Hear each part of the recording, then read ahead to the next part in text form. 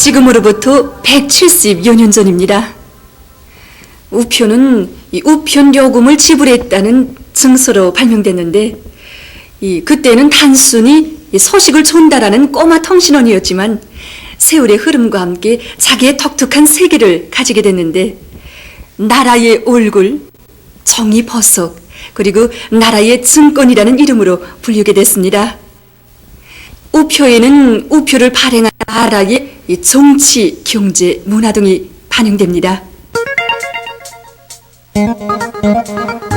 오랜 역사적 과정을 거쳐 여러 가지 힘을 가지게 된 우표의 세계는 많은 사람들을 매혹시켰습니다. 그 자그마한 세계에는 시대와 역사라는 참으로 크나큰 세계가 담겨 있었습니다. 바로 이런 것으로 해서 우표에 대해 남다른 관심을 가지게 된 우리는 지난 9월 흥미있는 우표 세계에 대한 취재를 시작했습니다. 우리의 첫걸음은 자연히 조선 우표를 창작 발행 보급하는 국가우표 발행국으로 향해졌는데 마침 평양역 앞거리에서 아침 출근길에 오른 국가우표 발행국의 종업원들을 볼 수 있었습니다.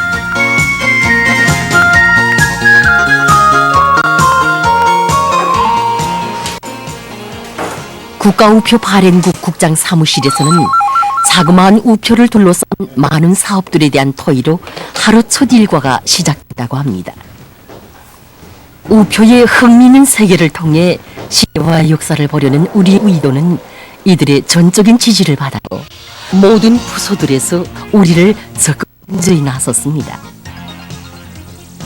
이들은 우표에 대한 폭넓은 이해를 가지려면 그것을 여러 가지 측면으로, 즉 주제별로도 보고 발행연대별로도 봐야 하며 또 우표와 관련된 많은 일화들과 우표 수집가들의 세계에 대해서도 놓치지 말아야 한다고 조언을 주었습니다.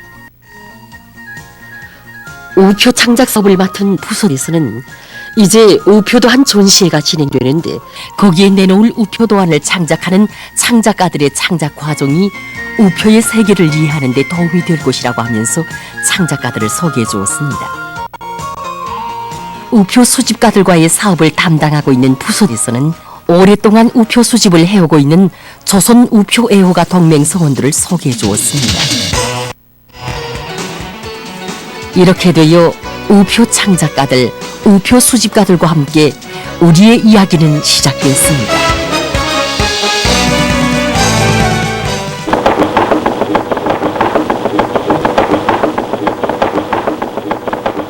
혹시 어떤 사람들은 선조나 시대인 지금도 편지봉투에 의한 소신고래가 존재하고 있는가 물을 수도 있겠지만 물론입니다. 오랜 기간 사람들의 생활과 창조적 활동에 헤아릴 수 없이 많은 도움을 준 우표의 생명력은 오늘도 발휘되고 있으며 많은 사람들이 우표를 붙인 편지봉투로 소식을 주고받고 있습니다. 아마 이렇게 작고 가벼운 모습으로 인간 생활에 그렇게 큰 도움을 준 발명품은 없을 것입니다.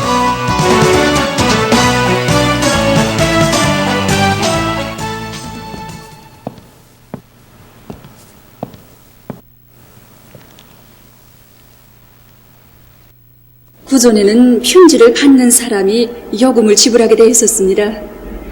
일부 우편요금은 당시 노동자의 하루 임금과 맞먹는 그런 액수였습니다. 일반 사람들은 편지를 받아볼 생각도 못하고 있었습니다.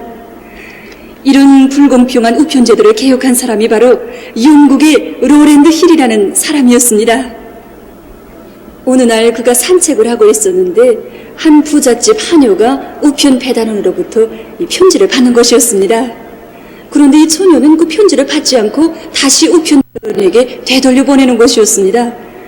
그래서 이 로랜드 힐이 그 처녀에게 용문을 물었더니 편지를 받아볼 돈이 없다는 것이었습니다. 이 이야기를 듣고 로랜드 힐이 생각했습니다. 편지는 받는 사람이 돈을 지불하지 않고 보내는 사람이 돈을 지불해야 되겠다. 선납제도였습니다. 그런데 편지를 붙이는 사람이 돈을 지불했다는 증서가 있어야 하지 않습니까? 그렇게 돼서 나온 것도 오늘날의 우표입니다. 이 첫 우표는 영국의 빅토리아 여왕의 용면 상에 새겨진 우표, 1페니짜리 우표로서 일반 사람들도 다 살 수가 있었습니다. 그때 화폐 단위가 페니인 것으로 해서 이 우표를 페니 우표 또는 페니 블랙이라고 불렀습니다. 이 첫 우표의 출현과 함께 인류 사회에는 우표 수집이라는 흥미있는 세계가 생겨나게 됐습니다. 우표 수집이란 말은 우표를 사랑한다는 그리스도에서 유래합니다. 첫 우표가 나오자 사람들은 우표를 자주 들여다보게 됐고 편지에서 우표를 떼내어 한 장 한 장 모으는 사람들이 생겨나기 시작했습니다. 이 우표 수집을 왕이라고 한답니다. 발행된 페니 우표 활동의 논리이 되고 나타나게 되자 영국의 우표를 발행하기 시작했습니다. 세계 우표 발행 최초 시기 우표의 주화들, 즉 우표에 그려진 그림들은 왕이나 유명한 장군, 신적인 존재들을 묘사했거나 액면, 즉 값을 나타내는 숫자를 장식화한 비교적 단순한 것이었습니다. 점차 우표를 발행하는 나라들이 많아지고 우표 발행 사업이 발전함에 따라 우표 조화에는 각 나라의 정치, 경제, 문화를 비롯한 특징적인 면모들과 우표 수집가들의 취미에 따르는 다양한 주제들이 반영되게 됐습니다. 처음에는 단순히 통신적 목적으로 발행되던 우표는 점차 여러 가지 목적으로 이용되면서 그 종류가 다양해졌습니다. 우편 통신용 일반 우표와 함께 이미 100여 년 전부터 중요 행사 또는 어떤 사건과 사변을 기념할 목적으로 기념 우표들이 발행되었고 1960년대부터는 물질 문화 생활을 다양하게 누려 나가려는 사람들의 자주적 요구로부터 새로운 특별 우표가 발전하기 시작했습니다. 우표의 형태에는 직사각형이나 빠른 사각형 외에 이런 모양의 우표들도 있습니다. 우표는 작은 얼굴에 정말 많은 요소들을 담고 있습니다. 우표에는 주화가 있고 나라 이름, 그리고 액면, 즉 우표값을 말합니다. 그리고 발행 연도가 표시되어 있습니다. 이 우표의 모양을 보면 테두리가 이렇게 구멍이 뚫린 모양을 하고 있는데 이것을 촌공이라고 합니다. 이런 촌공 우표는 우표가 처음 나온 때로부터 14년이 나왔습니다. 그전에는 우편국들에서 우표를 판매할 때 가위로 오려내서 판매했는데 이것을 불편하게 생각한 온화한 발명가는 이 우표를 떼내기 쉽게 이런 천공 방법을 생각해냈습니다. 이 한 가지 사실만 놓고 봐도 잘 알 수 있는 것처럼 이렇게 우표가 오늘과 같이 이런 요소와 모양들을 갖추기까지는 정말 많은 세월이 흘렀습니다.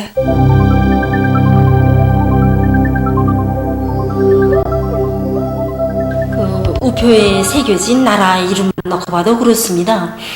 처음에 우표가 발행됐을 때에는 그 우표의 나라 이름을 밝히지 않았습니다.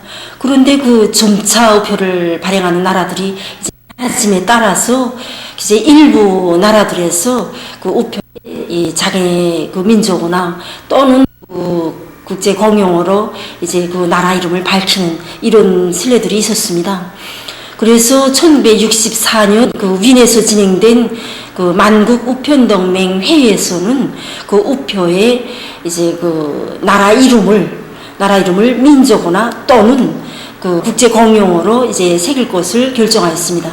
그리고 또 발행 연도를 놓고 봐도 이제 지난 시기에는 발행 연도를 우표에 밝히지 않았기 때문에 그 우표가 언제 발행됐는가 이것을 알자면 해당 우편 당국들에 보관된 이 문헌이나 이런 자료들을 보아야만 알 수 있었습니다. 이런 불편을 없애기 위해서 그 이런 회의들에서는 그 우표 그 발행 연도도 함께 그 밝힐 것을 결정하였습니다. 이렇게 오랜 세월 동안 우표의 요소들이 하나하나 생겨나고 발전해온 데 대한 초보적인 이해를 가지게 된 우리는 이러한 우표들을 수집하는 것이 우표 수집가들에게 왜 그렇게 흥미있는 것으로 되는가 하는 데 대한 호기심을 금할 수 없어 서둘러 우표 수집가를 만나보기로 했습니다. 문수기능회복원 과장 김효남 동무입니다.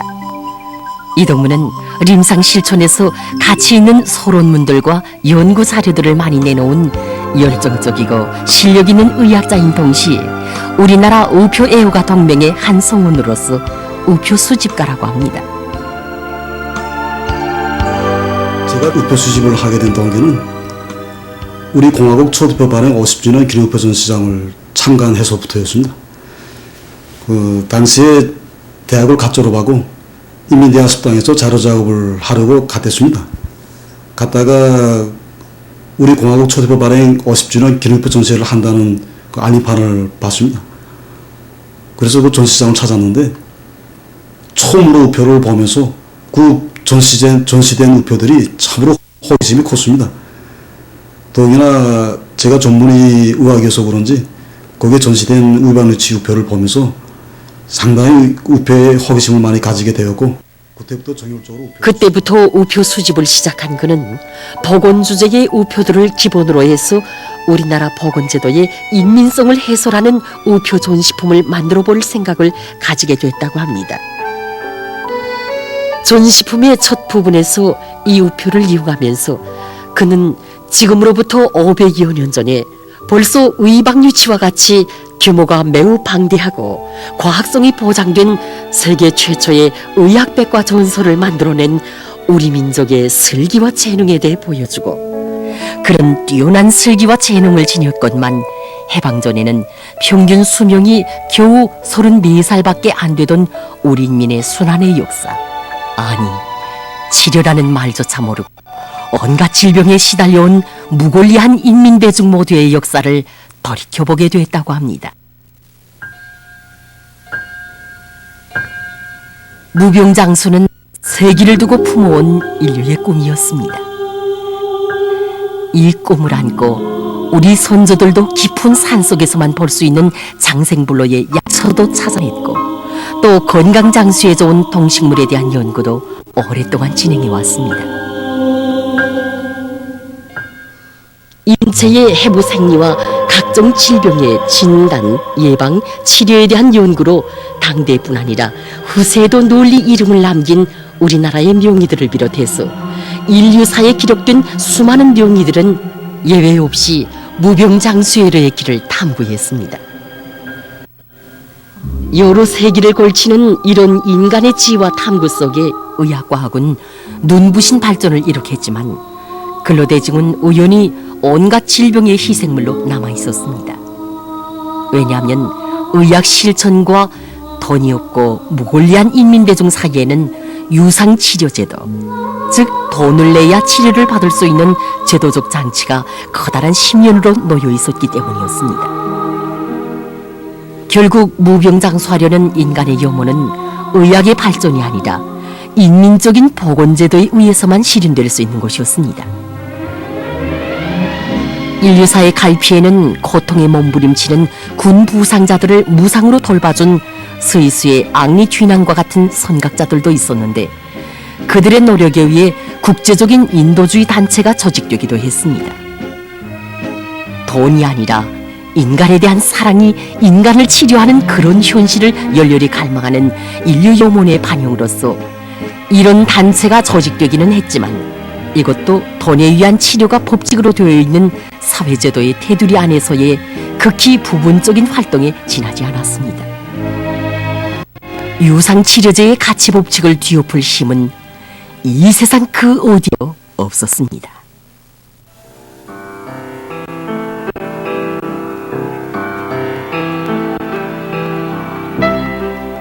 이렇게 인류사에 흘러온 보건 역사를 돌이켜본 김효남 동무는 우리나라에서 절대 불변이던 가치 법칙을 초월하여 무치료제가 실시되고 완전히 새로운 인민적인 보건 시책들이 완성되어 온 과정을 여러 우표들을 통해서 보여주고 있습니다. 제가 우표 작품을 하면서 꼭 얘기하고 싶은 내용이 바로 우리의 선진적인 의사 담당 구역제입니다. 제가 작품에서도 가장 힘을 넣은 내용 중에 하나가 바로 이 내용이다. 제가 여러 기회에 다른 나라 사람들하고 우리나라의 보건제도에 대해서 얘기를 나눈 적이 있었습니다.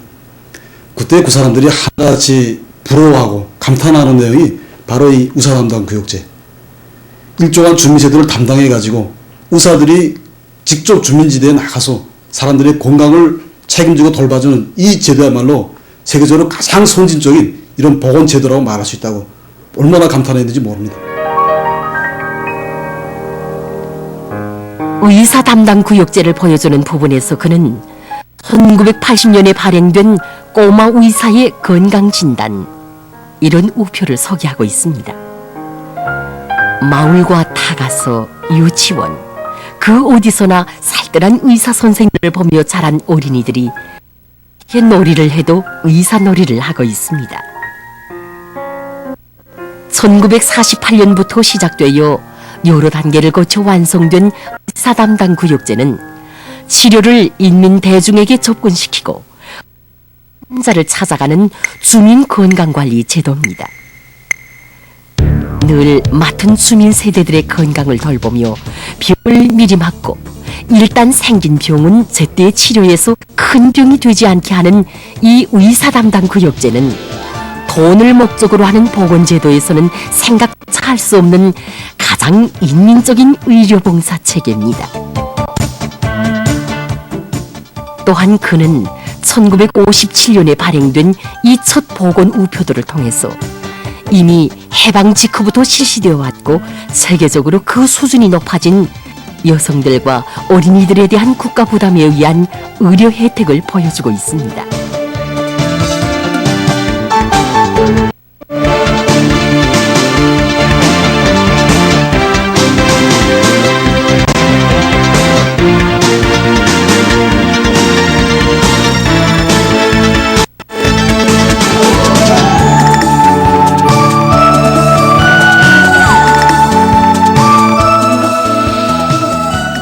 이렇게 여러 단계의 역사적 시기를 거쳐 완성되어 온 사회주의 보건제도에 담겨진 모든 우월한 인민적인 시책들은 전국에 정렬하게 분포되어 있는 병원들에 의해서 우리 인민들의 생활에 구현되고 있습니다.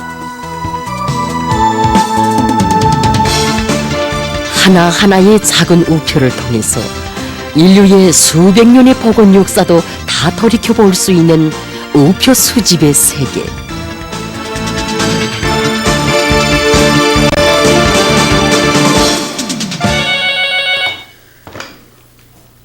예, 전화 받습니다.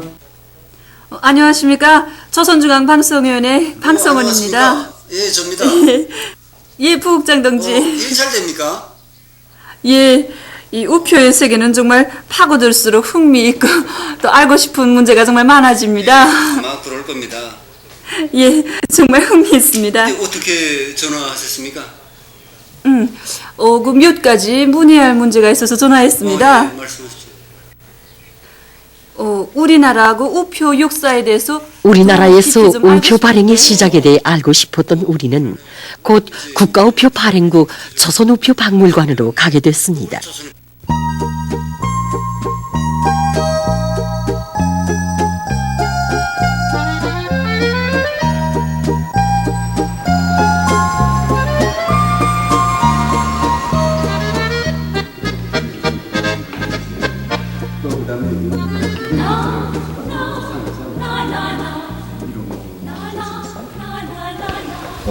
우리 그 조선우표 박물관에는 조선 봉건왕조 시기에 이제 그 조선 봉건왕조 말기에 발행한 그 문의우표와 이제 그 해당 시기에 발행된 우표들, 또 그리고 이제 그 해방 조선의 초두표들인 이 무궁화와 삼선왕 우표를 비롯해서 오늘 현재까지 발행된 그 6천여 종의 우표들이 그 현물로 이렇게 다 전시되어 있습니다. 우리나라에서 우표는 1884년 조선 봉건왕조 말기에 나왔습니다. 이것은 1840년에 나온 세계 첫 우표보다 44년 늦은 것이지만 당시 아시아에서는 앞선 것이었습니다. 우리는 이 우표를 통해서 온 130여 년 전의 우리 민족의 역사를 돌이켜보게 됩니다. 이것이 바로 1884년 11월 18일 조선 봉건 왕조식이 처음으로 발행된 문의우표들입니다. 문의우표라는 것은 우표의 액면 단위가 문이라는 데서 나온 것이었습니다. 19세기 70년대 우리나라 부르주아 민족운동의 개척자로서 나라를 근대적으로 개혁하기 위해 적극적인 활동을 벌인 김옥균과 당시 우종 총국 총판을 하던 이 홍용식이 문의우표 발행에서 큰 역할을 했습니다. 역사의 갑신정변으로 이름을 남긴 개화파의 정변이 바로 우종국 낙성식을 계기로 일어난 것이었습니다. 개화파는 초기에 5문, 10문, 25문, 50문, 100문 이렇게 5종의 우표를 발행할 계획이었는데 5문과 10문 2종의 우표만이 먼저 이체돼서 당시에 서울과 인천 사이의 우표 농미에 사용됐습니다. 나머지 3종은 갑신정변의 실패로 미발행으로 남았습니다. 먼저 발행된 2종의 우표들의 판매 기간은 3일 천하로 끝난 갑신정변의 운용보다는 좀 길어서 20일 안팎이었습니다.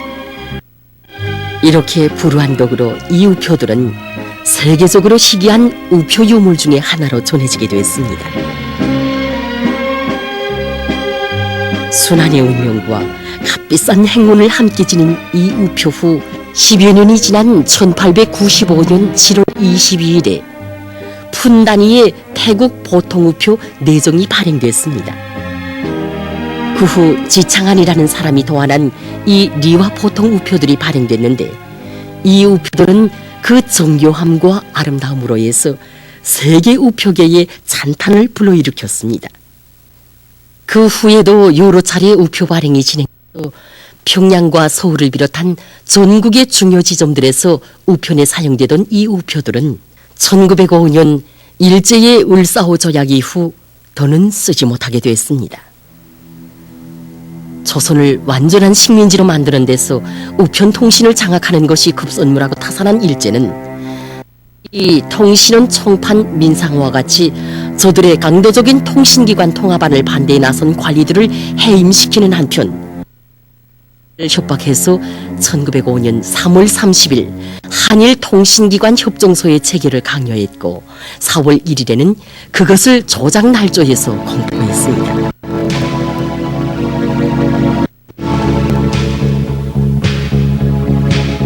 일제는 조선 우표들을 모조리 압수하고 1905년 7월 1일부터 그 사용을 했습니다.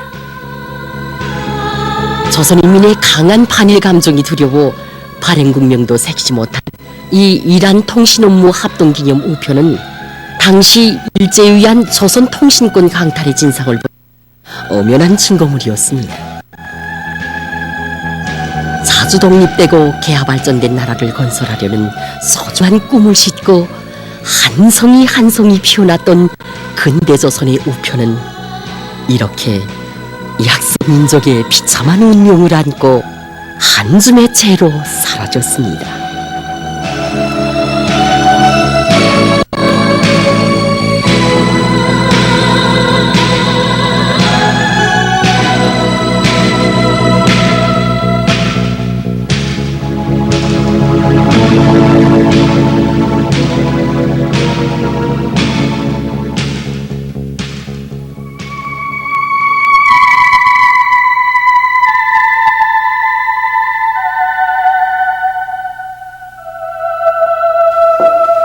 이 우표들이 바로 해방된 조선의 첫 우표 무궁화와 삼선함입니다.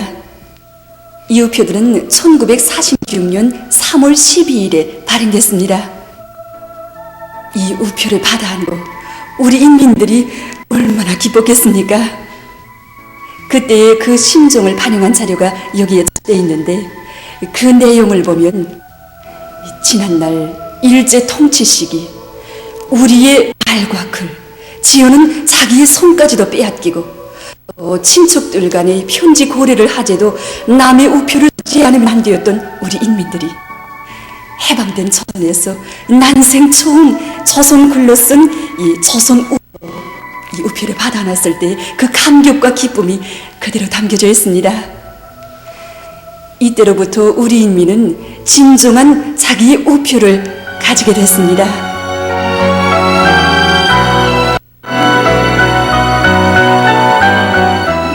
무궁화와 삼소나무. 이것이 바로 우리 인민의 첫 우표들이었습니다. 이 우표들이 나오기까지에는 참으로 가슴 뜨거운 사연이 있었습니다. 해방된 지 얼마 안 되던 1945년 12월 7일 오보이 소령님께서는 당시 북조선 임시민위원회 최신국장을 만나신 자리에서 최신 사업은 나라의 통신을 보장하는 매우 중요한 사업이라고 하시며 우리나라의 현실과 우리 인민의 생활 감정에 맞는 우표 도화를 만들 때 대한 과업을 주시었습니다. 오보이 수령은 그 후에도 여러 차례 우표 발행과 관련하여 나서는 많은 문제들에 귀중한 가르치심을 주시었습니다.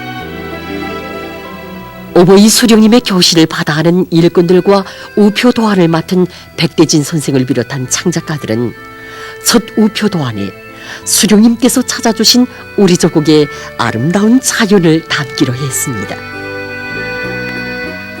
그래서 무궁화와 삼소나무를 주제로 해서 세조선의 첫 우표 도안이 창작됐고 이 우표는 당시 국립인쇄소에서 인쇄 발행되게 됐습니다.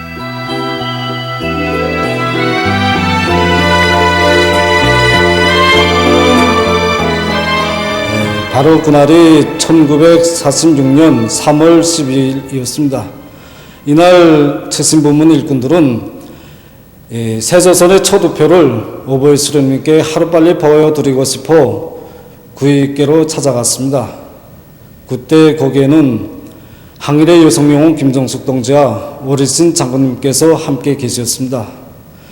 오보이 수령님께서는 세조선의 첫 우표를 받아드시고 색깔은 좀 선명하지 못하지만 괜찮다고 하시면서 이제는 우리 인민들이 진정한 자기 우표를 가지고 서신고래 활동을 하게 되었다고 만내 만족해하셨습니다. 최신 부문의 일꾼들이 님을 찾아간 것은 점심 무렵이었습니다. 오보이 수령님과 항일의 여성영웅 김정숙 어머님, 오리신 경애하는 장군님께서는 또 다 뒤로 미루시고 세조선의 첫 우표를 보아주셨습니다. 항일의 여성영웅 김정숙 어머님께서는 또 무궁화와 삼소남이라는 우표 제목부터 마음에 든다고 하시면서 조선국호가 찍힌 우표를 보니 산에서 나올 때 생사를 모르는 친척 효력들에게 편지조차 할 수 없어 안타깝던 일이 생각난다고. 그런데 이제는 나라의 주인이 된 인민들이 우리 우표를 서로의 권고교리를 마음껏 편지로 나누며 세상에 떨치게 됐다고 못내 기뻐하셨습니다. 곁에 계시던 위대한 장군님께서도 자신께서도 출장길에 계시는 아버님에게 건강한 몸으로 빨리 돌아오시라고 편지를 보내겠다고 어머님께 말씀드리셨습니다.